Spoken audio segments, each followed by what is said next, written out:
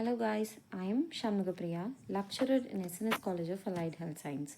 Today we are going to see the topic transportation across cell membrane. Cell membrane is a thin outer layer of the cell. It is composed mainly of phospholipids and protein molecules. Transport across cell membrane underlies a variety of physiological processes from the beating of an animal's heart to the opening of tiny pores in the leaves that enables gas exchange with the environment. Transportation across cell membrane uh, is also based on the lipid soluble and insoluble material. Lipid soluble substances, water and urea can easily pass through the lipid bilayer of the cell membrane. The lipid bilayer of the cell membrane is impermeable to lipid insoluble substance such as ions and charged or polar molecules like glucose. These substances pass through specialized protein channels, carrier proteins, and active pump mechanisms. Large macromolecules are transported through vesicles. So, various processes involved in the transport of substances across cell membrane may be grouped as under three types. One is passive transport, another is active transport, another one is vesicular transport. This vesicular transport is also comes under active transport. So, Passive transportation refers to the mechanism of transport of substances along the gradient without any energy expenditure. It is also called as downhill movement from higher concentration to lower concentration. So this passive transportation is of two types. One is diffusion, another one is osmosis. So diffusion is also called as it has two types. One is simple diffusion, another one is facilitated diffusion.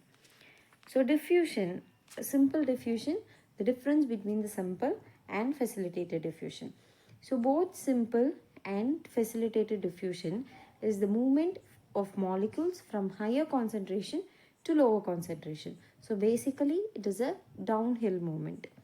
Next, no carrier proteins are required in the simple diffusion, but under facilitated diffusion, carrier proteins are required. And in simple and both facilitated diffusion, there is no energy required for the transportation of molecules. And a simple diffusion, very small molecules like oxygen and carbon dioxide, lipid soluble molecules like steroids can be transported easily. Through facilitated diffusion, large molecules like glucose and charged molecules like ions can be easily transported through facilitated diffusion. Next, facilitated diffusion.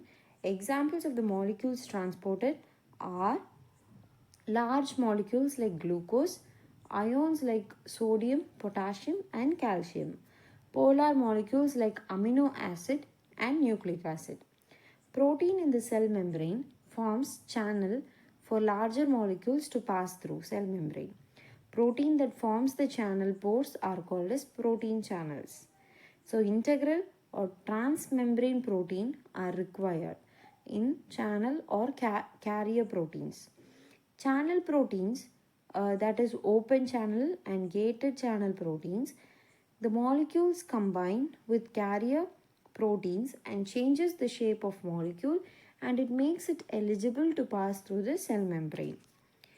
So diffusion, factors affecting the net rate of diffusion is one is cell membrane permeability, another one is concentration gradient, another one is electrical potential gradient, and the last one is pressure gradient. So these are the basic factors affecting the net rate of diffusion. So this carrier protein synthesis is of three types. One is uniport that transports one solute at a time. Symport transport the solute and co-transported solute at the same time in same direction.